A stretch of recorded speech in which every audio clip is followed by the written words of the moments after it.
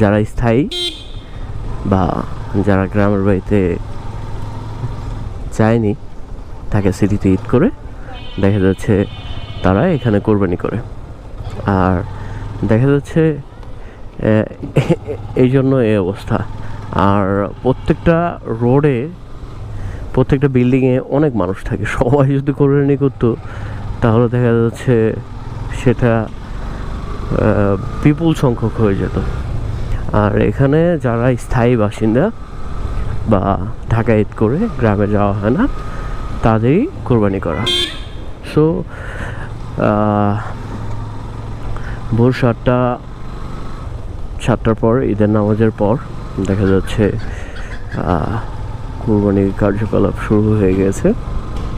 সবাই দেখা যাচ্ছে তাদের পছন্দের পশুটিকে মহান আল্লাহর নামে, আল্লাহর জন্য কোরবানি করে দিয়েছে।